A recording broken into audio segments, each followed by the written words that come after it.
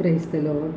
സ്നേഹമുള്ളവരെ, നാം ഇന്ന് വിചിന്തനം ചെയ്യുന്ന തിരുവചനം പ്രഭാഷകൻ്റെ പുസ്തകം 35-ാം അധ്യായം 14-ാം തിരുവചനമാണ്. കർത്താവിന് കൈക്കൂലി കൊടുക്കരുത്, അവിടുന്ന് സ്വീകരിക്കുകയില്ല. കപടമായ ആത്മീയതയെക്കുറിച്ചാണ് പ്രഭാഷകൻ സൂചിപ്പിക്കുന്നത്.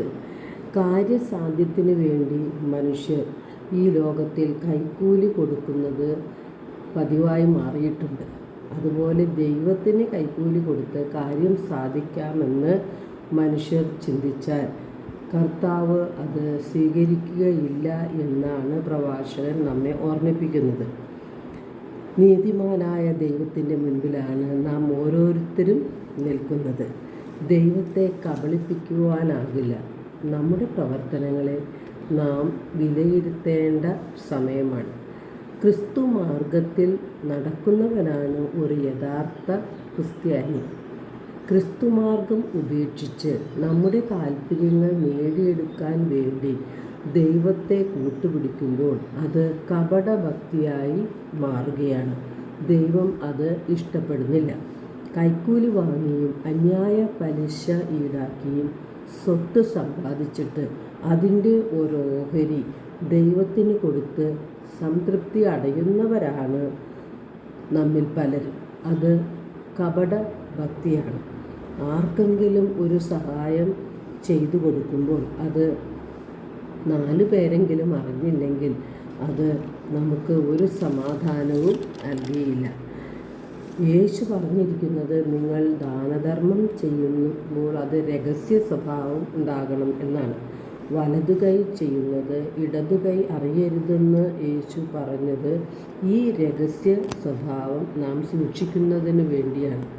ദൈവത്തെ സ്നേഹിക്കുക എന്നത് നമ്മുടെ മുൻപിൽ നാം കണ്ടുമുട്ടുന്നവരിൽ, നമ്മുടെ അയൽക്കാരിൽ, നമ്മുടെ സഹായം അർഹിക്കുന്നവരിൽ എല്ലാം ദൈവത്തെ നാം കണ്ടുമുട്ടുക എന്നതാണ്. യേശു പറഞ്ഞിരിക്കുന്നത്, നിന്നെ പോലെ തന്നെ നിൻ്റെ അയൽക്കാരനെയും സ്നേഹിക്കുക എന്നാണ്. നമ്മുടെ അനുദിന ജീവിതത്തെ നാം വിലയിരുത്തി നോക്കുമ്പോൾ നമ്മുടെ അയൽക്കാരിൽ നമ്മുടെ സഹായം അർഹിക്കുന്നവരായി കാണുന്നവരിൽ ദൈവത്തെ കാണുവാൻ നമുക്ക് കഴിയുന്നുണ്ടോ? അവരോട് നീതി പുലർത്തുന്നുണ്ടോ? ജോലിക്കാർക്ക് ന്യായമായ കൂലി കൊടുക്കുന്നുണ്ടോ? വിധവകളെയും അനാഥരെയും നാം എങ്ങനെ ആണ് കൈകാര്യം ചെയ്യുന്നത്? അവരോട് നീതി പുലർത്താൻ നമുക്ക് കഴിയുന്നുണ്ടോ? ഭക്ഷണവും വസ്ത്രവും ഇല്ലാതെ വിഷമിക്കുന്നവരെ നാം സഹായിക്കാറുണ്ടോ?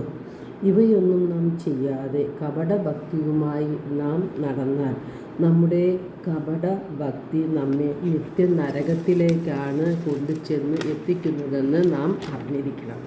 കാരണം ഈ ചെറിയവരിൽ ഒരുവന് നിങ്ങൾ ചെയ്തു കൊടുക്കാതിരുന്നപ്പോൾ യേശുവിന് തന്നെയാണ് ചെയ്തു കൊടുക്കാതിരുന്നതെന്ന് യേശു പറഞ്ഞിട്ടുണ്ട്. അപ്പോൾ അന്ത്യവിധിയിൽ നാം നിത്യനരകത്തിന് അർഹരായി മാറുകയും ചെയ്യും. അപ്പോൾ സൽപ്രവർത്തികൾ ചെയ്ത് നമ്മുടെ ജീവിതം ധന്യമാക്കാനാണ് നാം പരിശ്രമിക്കേണ്ടത്. ഇതിനായി ദൈവം നമ്മെ ഓരോരുത്തരെയും സമൃദ്ധമായി അനുഗ്രഹിക്കട്ടെ.